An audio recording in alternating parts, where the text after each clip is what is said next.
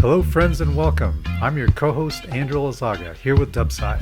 And you're listening to the Dubcast with Dubside.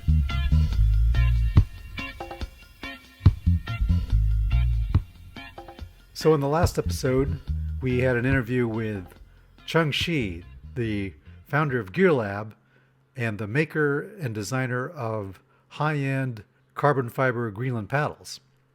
You met Chung Shi in Greenland.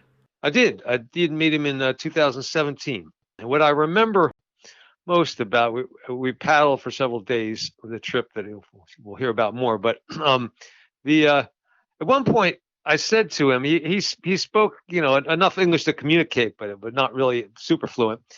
And I said to him, in case no one has ever said this to you, thank you for designing these paddles that have become so widely available and help introduce people to Greenland stuff. And if you don't feel it, we really appreciate that. And I think he was glad to hear that. Yeah.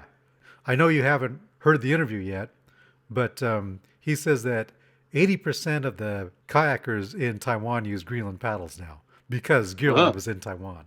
Yeah, nice. And they make it available. So didn't he take along an entourage of people from Taiwan on that trip? There were two other people from Taiwan with him, and there was also a woman from Japan came, and they watched the competition and had a good time.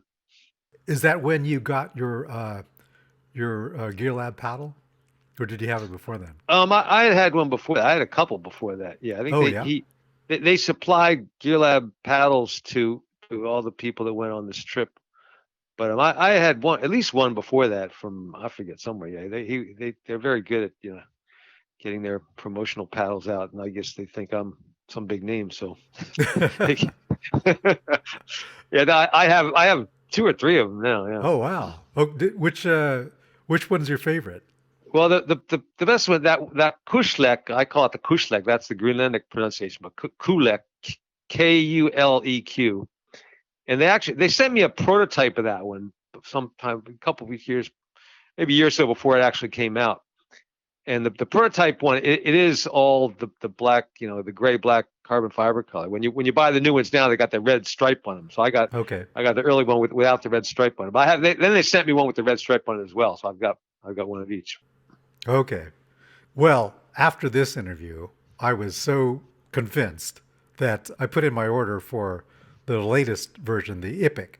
Oh, yeah? Yeah. So I'm super excited to get that. It won't be out until April, though, I guess is when their next manufacturing cycle is complete. All right. Yeah. So really looking forward to get one and trying it out. So when I first met Chung Shi in Greenland, that was when Maligiaq was leading a trip. And I'm going to tell you all about that in this episode coming up right now.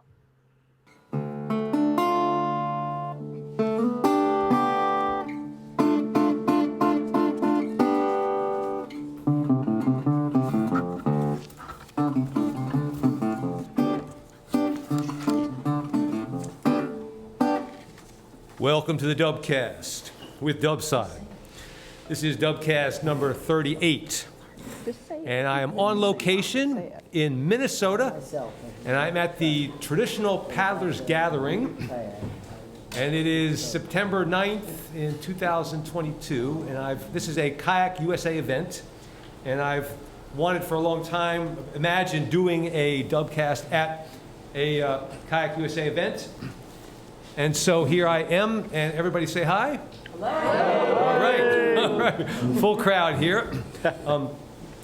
And I'd like to thank Peter Strand, for the organizer, for giving me the spotlight. This is Friday night at this event, and this is what we're doing tonight. So this will be preserved for posterity, I suppose. So this episode concerns expedition type of trip leading a group of paddlers in an expedition kind of a thing. And I myself started paddling in Philadelphia alone, and sort of that's my background, and so I think I'm skilled at taking care of myself. Now, a leader has to take care of other people, and I've tried to learn how to do that, but it's not really my forte. And so, you can ask people if they're okay because you want to make sure everybody's okay. But the real trip leader, they're looking at people and they can see, that guy's slowing down a little bit, or that guy seems to be shivering, or that, and they know, okay, let's all take a break here, or let's all eat something, let's all get hydrated. And they can prevent the things from happening rather than, somebody said they were okay, but now they've, tipped over and fell back or something. So that good trip leaders have it together in that regard. And I don't consider myself a great leader in that sense. And I don't lead that many trips. I'll go with other people they're leading. But somebody once told me what they considered just an exemplary trip leader. So this guy, it's a group of people, paying clients, some 5 or 10 people, and they would go out in some exotic, colorful place. And the guy would say to them at the beginning, he'd take each person when he'd paddle with them for a minute, and he'd say, tell me what's your like dream thing to do here? What would be the thing you'd like to do most of all here? That if you could do if anything you want could happen, what would you want? And they would say, I want to see bioluminescence in the water at night, or I want to see the northern lights if I'm in the Arctic, or I want to see a bear or a whale or crocodile, or what have you, whatever, a moose or something like that. Or you'll say, I want to roll next to an iceberg, or I want to catch a fish and eat it and grill it and eat it right there on the shoreline, and that sort of thing. And this guy, he would ask everybody their dream thing. And by the end of the trip, on a good trip, I don't know if he could do it every time, he would deliver. And everybody would get to see that moose and catch that fish and see the bioluminescence. And the guy had it. And that is a really good trip leader. And so I was asked in 2017 to help someone else lead a trip, which is what I can do because I wouldn't lead one by myself. And this was Maligiaq. And most of you probably know who Maligiaq is. He's the Greenland guy who started paddling when he was 12 years old and won the championship many, many times. And now he turns, I think, 40 this year. And he's already had a long, distinguished career, and though he's younger than a lot of us in sea kayaking. So he called me up, and I've been in touch with him. He's a good friend of mine. And he said, I'm going to lead a trip in Greenland, and if you want to co-lead with me, we could do it together. I said, oh, absolutely. I would be honored to lead a trip with you. And so in the 6 months ahead of time, he was on top of the details, and he was getting the plan together, and he had helped somebody else lead trips before in Greenland, but he was going to run the show. And he was very concerned that he wanted to make this just a great experience for everybody, and really, to have the first one, everybody would say that was great and want to do it again, because he was looking to do this on an ongoing basis. So he had people signed up for it, and he had it at such an attractive price, I think, that he had enough for 2 groups right away. He had like 12 people, so that's 2 groups of 6. We'll take 6 at a time. And so this is 2017, so we're planning for it, and he's sending out lists of equipment they need to bring, and the conditions you can expect, and skills he wants you to have, and all, you have to make sure you got the right group of people that can handle what they're doing. And so it so happens that this trip was, some of the people in this room went on this trip. And they're going to help me tell the story. And Peter Strand was on this trip, and Renee was on this trip, and Sept was on this trip. Hey. So y'all can just chime in and correct me when I make a mistake. Anybody else with questions? So we had 2 groups, and Peter was in the second group, and Sept and Renee were in the first group. And we were there during the competition, but I'll cover that in some other episode. But this is mainly the trip outside of that. And so the deal was, and tell me if I got this right. It was whatever the price was, it was good. But he would supply the tents, the kayaks, the arrangements while we were there, the places to stay before we were camping, and then he was going to provide the food, and we were supposed to do the cooking, and the airfare to get there was on us, right? Pretty much. Yeah. Okay. Yeah. So I had sometime a couple years before this, I had taken a inclination to rekindle what I had started as a kid in playing guitar, and I preferred to travel with the guitar, and I could mess around, and I wish I was better than I was, but I do what I can. And so, if you try to take a full-size guitar on airplanes, it's kind of maybe that if they'll let you take it or not. And I have at the moment I have guitars I've left in places. I got one in Norway and 2 in Sweden, and I got one in Denmark I'll probably never see again. And but I also found they make these travel guitars that are smaller, and some of them I found one. It's got the neck has no tuning pegs up on the top. It's down at the bridge you tune it from, so it's shortened at the top, and it's the body's a lot smaller. So it's maybe 38, 40 inches, and it fits in a small enough package, and you still can't quite get it in a suitcase unless you have an extra long suitcase. But I was taking that around. And so I came up with the idea, I'll bring this to Greenland because I'm going to be in Denmark and Norway, and I'll take it there. And I thought, well, what if I could take it in the kayak on this trip? And at home I tried in my folding kayaks, and it wouldn't quite make it. I didn't want to tie it on the deck, because deck loads when you want to avoid that. But so it turns out he was going to rent some kayaks in Greenland. And the kayaks that you get in Greenland are not high-performance British sea kayaks. They're these big barge tub things with lots of space and huge hatches. Barge. And so, barge is the operative word there. So we go there. We get there, and I was, he met us there at the airport, and I think I saw Renee and Sept were there for the first group to go out. And then I went with him to check out the kayaks. It was the tourist place had the kayaks there, and we went and looked at it. They have them stashed in some shed somewhere, and these were some beat up kayaks. And I'm looking at, they got the rudders on them, and a lot of them the rudder cables weren't working, and some of them are missing the hatch covers, and some don't have the seat there. And I said, we have to go out into the wilderness for 5 days. We need some quality kayaks. So I went through them. We had maybe 4 or 5 of them would work. And then we said to the tourist people, no, you got to get us some better kayaks. These aren't going to cut it. So they said, we can get you some other ones. They're at the other village down the coastline, half a day's trip or something by boat. But we'll have the guy will bring them. So don't worry about it. So we said, okay, we got that covered. You bring us some good kayaks, we can have all the kayaks. So the other ones we're pairing them up, and you take this one if this one fits you, and fitting people in the kayaks. So then Maligiaq said, all right, so tomorrow we're gonna get the food. They didn't want to bring food; it cost too much to take it. But they have food available in Greenland. So we went to. He said we're going to meet at the store, the supermarket, not as big as the huge places we have in this country, but the biggest one in Asiat where we were. So he said tomorrow, whatever time in the afternoon, we go to the store, we'll buy the food. So we all met there, and he said, okay, just go in, get whatever you want, and I'll pay for it. And I said, really? Because, okay, well, I'm going to be burning lots of calories, right? So I'm going to need lots of food. Well, if he's paying for it, I'll take this, and I'll take this, and I'll take this. And we stacked up the shopping cart full of stuff, and he paid for it all, okay? So I don't even remember exactly what I got, but we had, what were we buying? There was whale in there. I just remember that. They sell that in the grocery stores in Greenland. Yeah, whale. Did you get some for the trip? Or? Didn't we have had a Minky? lot of hooligans. And Oh yeah, hooligans and Minky yeah, and and don't buy narwhal. the tomatoes. Don't buy the tomatoes. They For a have chips in vegetable, Denmark, the and they're- avocado or fruit maybe for something fresh, an avocado actually they were small but they traveled really well, and so I remember, and they weren't free. They were pretty expensive to get avocados in Greenland, but they were actually really good.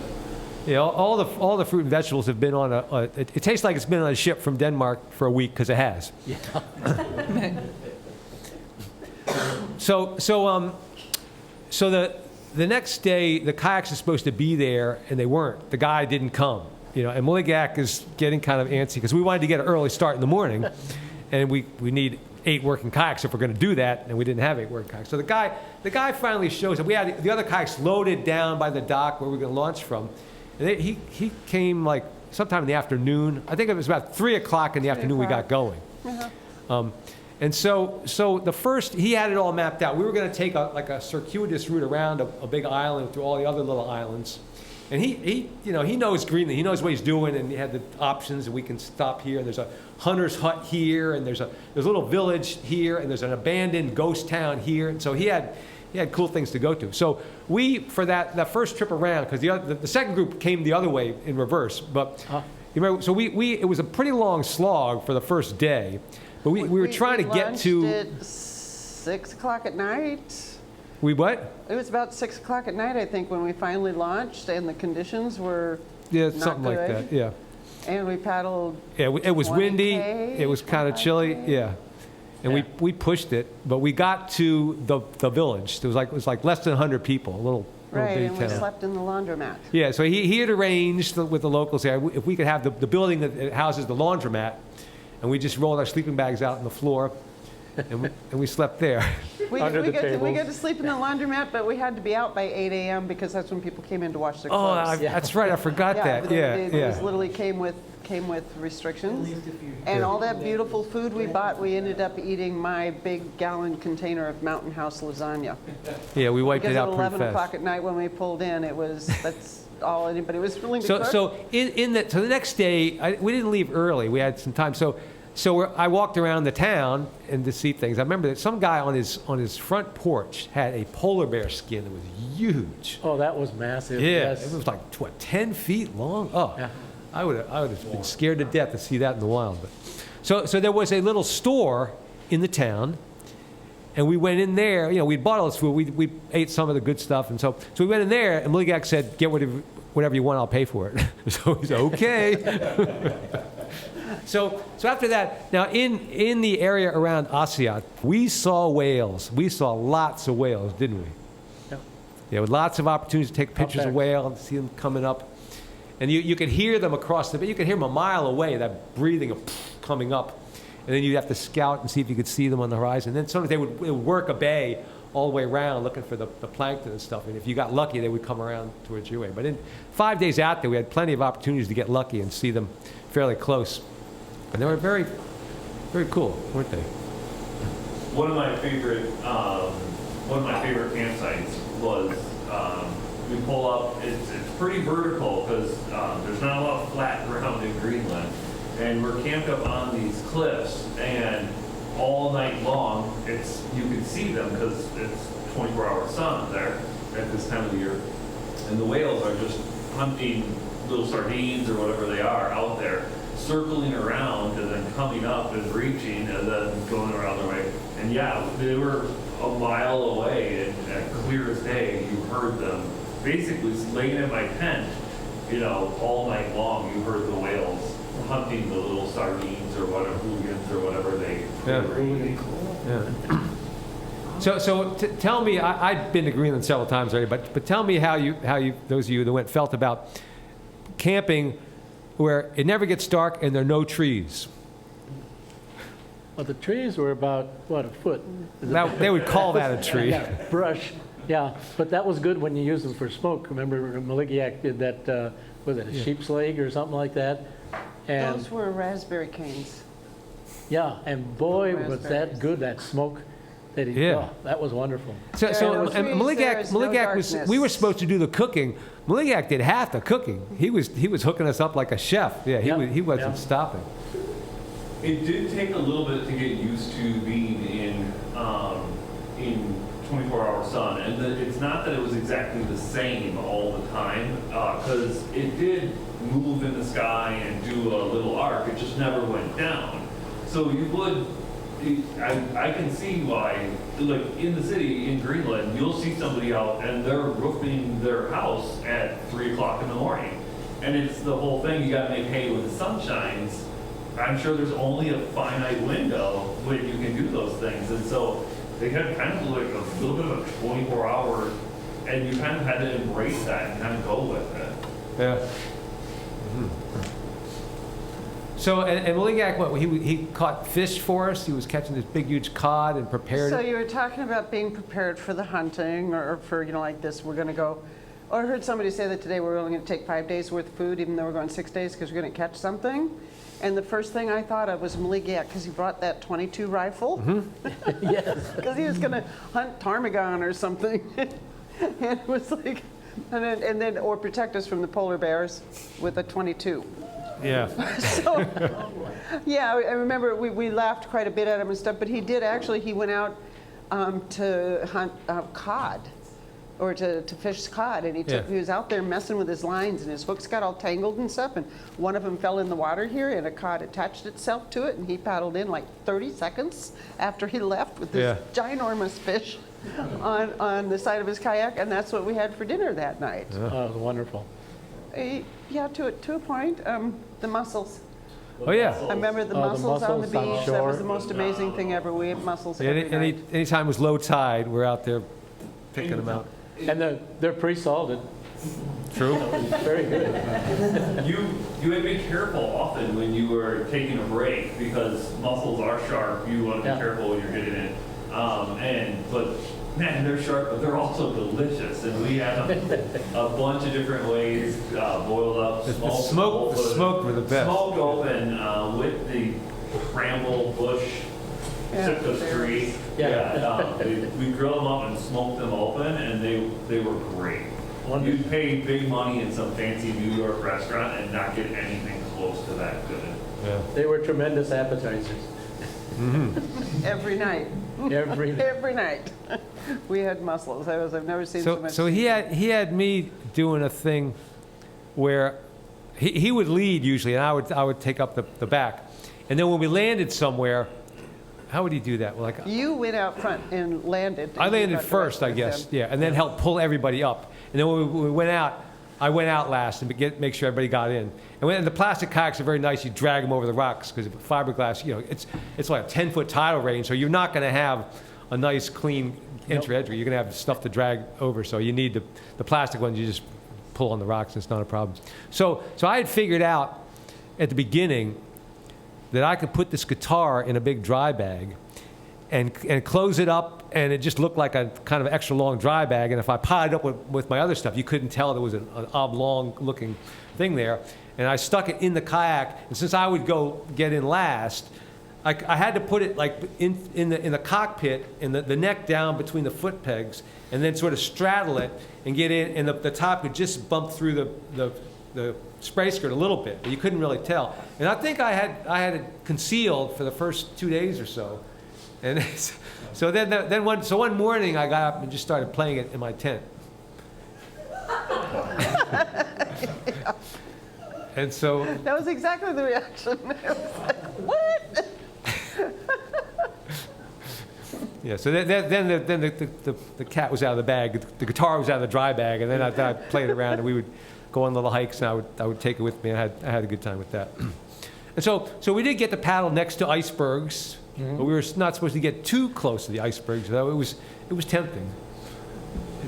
We got closer than Maligiaq was comfortable with, more than once. So if you've never seen an iceberg, and most people haven't, actually explode in front of you from its own pressure, is something that has so much power just built into its structure, and it just explodes, and you don't want to be anywhere near it when that happens. But they're phenomenal to paddle along. Yeah. And they're interesting that each iceberg almost had a different sound.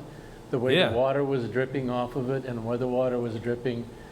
And I don't know if anybody knows that, but if you take a piece of the iceberg and you put it in a glass of water, it fizzes. Or whiskey. Yeah, it keeps fizzing because all of that air that got trapped in that ice millennia ago, now it's coming out. Yeah, I don't know if I dared breathe it, or it's fizzing. How can it be fizzing? So to cover all the bases here, we cannot ignore the mosquitoes. Oh my God, they were pretty bad. Renee's got a good story. Let's hear it. So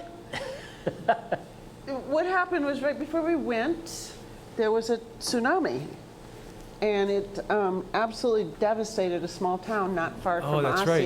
Yeah, bad tsunami. And they moved 300 people into Aasiaat. They just had to abandon the village they were living in because it was completely destroyed.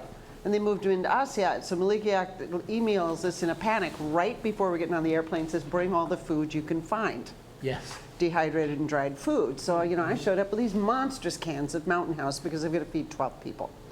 And one of those was breakfast. It was like their egg one, their scrambled egg one, or whatever. And then we had fresh eggs. We did manage to get fresh eggs here and there. And so it's like we're making breakfast. It was one of the last days. We're trying to use up everything. We've got all these eggs in there, and they're cooking them in a pot. And the mosquitoes in Greenland are so bad.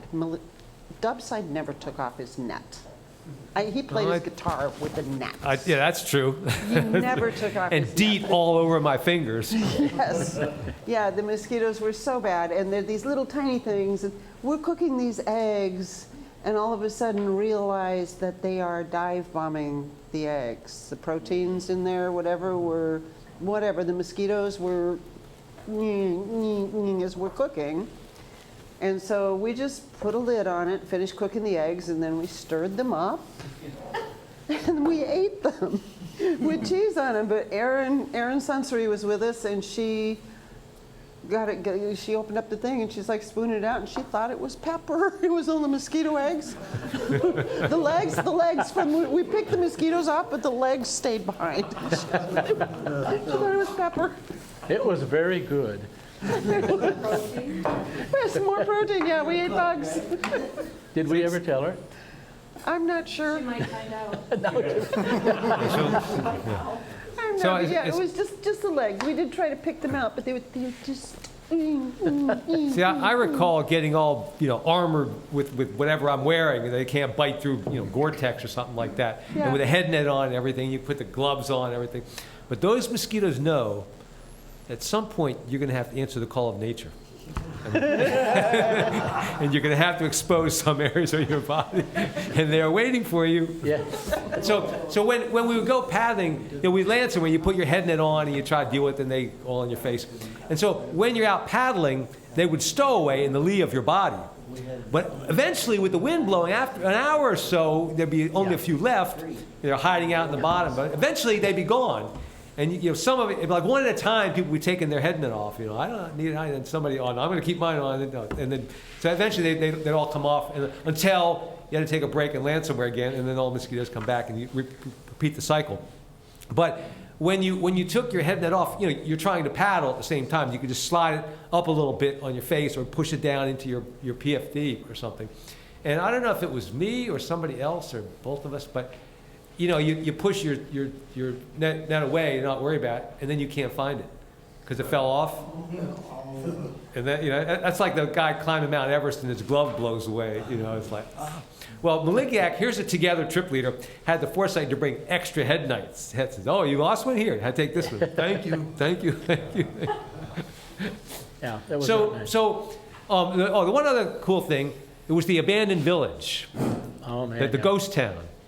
And there were a couple buildings there, and there was some size in there. We slept in the building. There were cots and bunks and tables and chairs. No electricity, and I don't think there was any running water, but the doors and the windows worked. And there were other little houses and things. And the township had maintained these because people would use it as a summertime thing. But the tourists, you could go there, and that was pretty cool.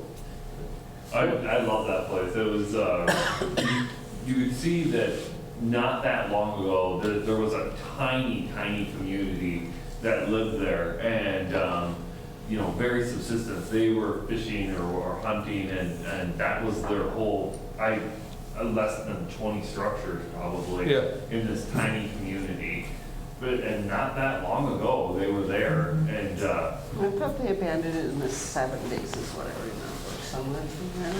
but you see like the little rifle that was all rusted, but not long ago was You know where I found that?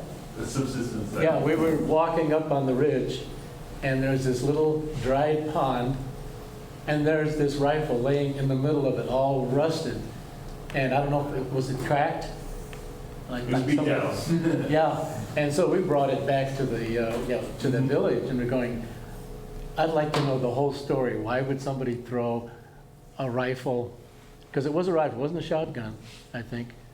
Yeah, and into that, and it was not much of a pond. I mean, it's like 10 foot across and completely dried. And you go, there's got to be a story here someplace. But you can't do DNA testing after it's been in there that long. So I would say, we all got back safely. We all had a wonderful experience, and I think Maligiaq truly delivered on having Yeah. a great trip. It was, I'd say everyone should have a trip of a lifetime, hopefully every summer. And this one was Yeah. definitely one that was a trip of a lifetime. Paddling in the ice was one of my When I bucket fo- list things. When I found out about it, I thought, that's not even on my bucket list. I wouldn't even think about it. And boy, throw your money, here I It's a go. harebrained idea. I'm like, you want to go to Greenland? He's like, sure.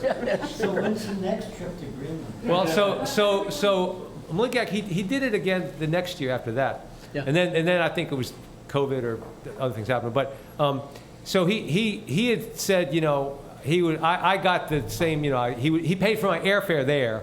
And of course I got the food supplied and I brought my own sleeping bag. And he said, I'll pay you a fair amount of money for helping, you know, lead the trip. And so I thought after it was all over, I got back to the U.S. I was talking to him on the phone, and he said he had, you know, had all the receipts and looked at all the paperwork and everything, and he lost money.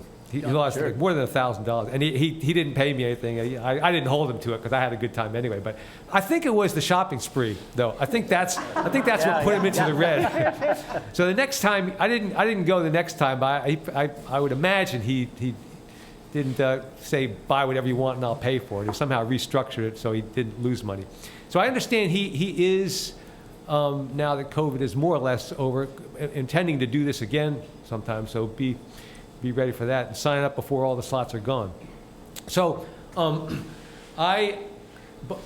that guitar, that little travel guitar thing that I had, I found out sometime after I bought it, maybe before we went on this trip, I discovered that they also made that model in all black. And naturally, I had to have an all black one, right? Of course. So that was the summer of 2017. And in the September of 2017, there was the traditional paddlers gathering, this one right here. And Maligiaq and I both came here that year. We had a very good time. Did we ever pay you? I didn't hold to it.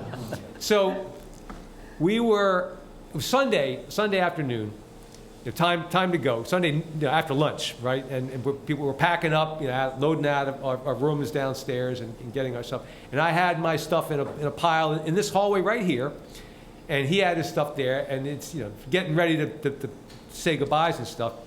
And he looks at me and he says, Dubside, here, I'll take that guitar home if you want. And I said, here, it's yours. And he goes, no, I'm just joking. I said, I'm not joking. It's yours. And he goes, no, I don't. I said, I had every intention of giving you that guitar. That's why I brought it here to this event. It's going home with you. And he finally comprehended that I really did intend to give it to him. He said, well, thanks. And he's got 2 kids, and maybe so that was 5 years ago. Maybe they've been banging on it. Maybe he's played it. I don't know. I don't know what happens. But I did replace it with an all black one. And I would have brought it here, traveling with a guitar. But now I got friends who know that I'm interested in guitars. And Chuck, where's Chuck? Right here. Yeah. Chuck, this is the second year in a row he brought me this National Steel guitar that I played my introduction music with, a version of it on there. And my buddy Tony, who I stayed at his house in St. Paul, has this wonderful Ovation nylon string here, so I don't have to bring a guitar on the plane. And so, since now it's the music time during the Dubcast, we are going to attempt to do at least a verse of the Kayak song. And this is the song they sing in Greenland all the time. And in my Dubcast, there's like 3 or 4 different versions of this song. So here's another one.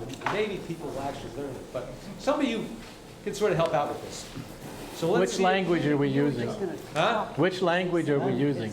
We're using Greenland. That's how Okay. you sing this song. And I see that it's spelled out how we're supposed to say it. Yeah. So we'll read those. It's a little small, but when you run out of words, or when you run out of just comprehension, just hum along. So, the intro riff.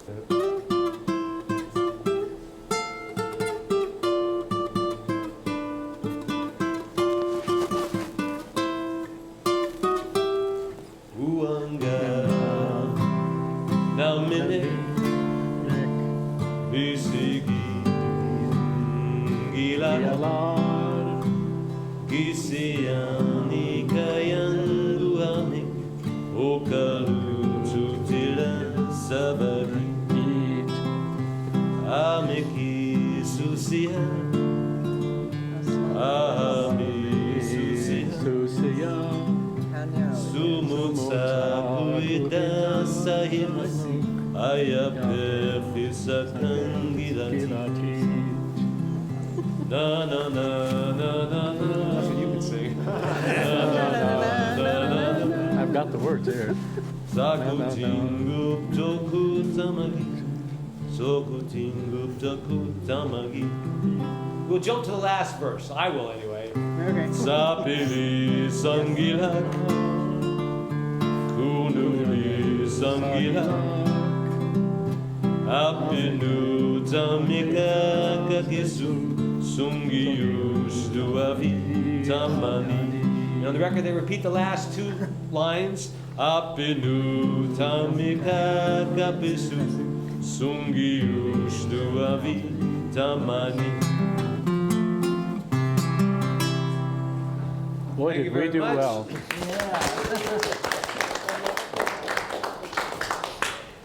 So, that concludes the Dubcast with Dubside. And the outro music goes like.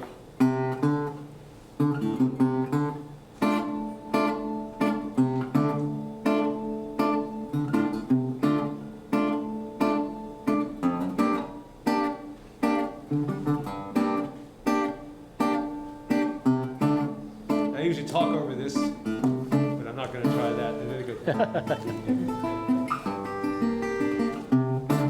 So next time in episode 39, I will talk about and I think I'll do the East Coast Canoe and Kayak Festival, or what it used to be called, in Charleston, South Carolina, which happened on a regular basis for a good 20-some years. I think I did 15 of those as an instructor, and they don't have it anymore, but I'll tell you lots of stories about that next week on the Dubcast, or next 2 weeks, or whenever episode 39 comes out. On the Dubcast with Dubside. And how about I will play the outro riff, and you can just do a little chat or shout out to your friends, whatever you want to do while I fade it out when I master it. We bought a travel guitar because of Do we know the words to this one? We did, but same neighbor. I thought he was going to say you could roll with his guitar. No, he'd find an outcropping. He can roll with keeping the guitar from There's words to this, but yeah. The ukulele roll. So if you got a national steel, you could use that in the water. You don't hurt it, right? He would sit You can on play the it top on of there. like a rock outcropping and just play his guitar with his mosquito net pulled down like this. And we would sit there on the beach or lay there in the raspberry canes and watch the whales. It was that perfect, yes. But yeah, same neighbor that had these things has one of those travel guitars. So we now have one if he needs it replaced. Hey. There you go.